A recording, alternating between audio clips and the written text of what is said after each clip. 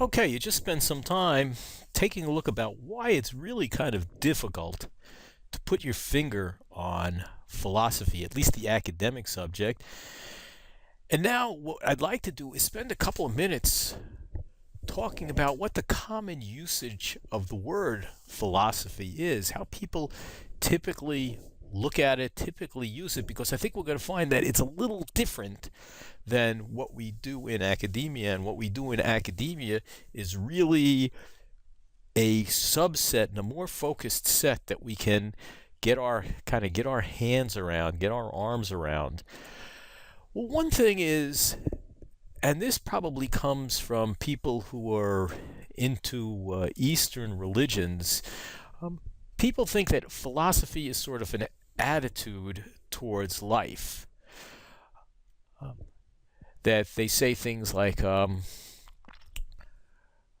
the reason I'm so calm is I'm taking things philosophically. Kind of what they mean is they're sitting back, they're reflecting on things, they're taking it in stride, they're,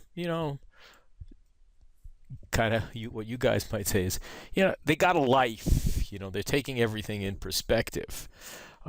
It's hard to see how you would study that, but certainly uh, there are Eastern religions, I think Buddhism, some religions like that that tend to uh, train you. Transcendental meditations, some of my colleagues actually teach that in the course of teaching philosophy.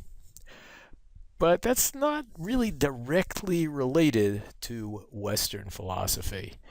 And the one place you hear the word philosophy a lot, and it really seems to mean kind of strategy. For instance, you guys are watching sports on the weekend, or you're watching gymnastics. Everybody's watching gymnastics.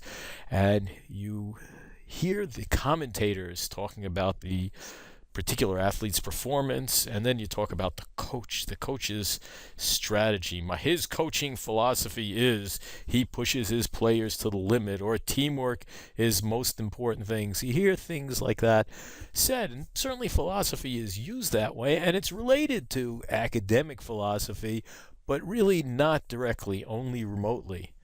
Another place where you hear people using the word philosophy, using it as strategy, is in the business world. If you ever watch the financial segment of the news, where you get on a program about finance, talking about where the markets are going, and they talk about my investment philosophy, or sometimes it's in business in general, my management philosophy, and they're talking about their strategy or something. Philosophy doesn't get involved directly into sports and directly into business. At least the academic side of it doesn't.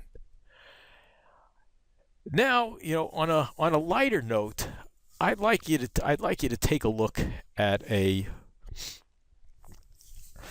YouTube from a movie that you might be familiar with. It's called Bill and Ted's Excellent Adventure, and I think it's going to give us into some insight to it. And the particular YouTube that I am talking about is one where Bill and Ted meet Socrates.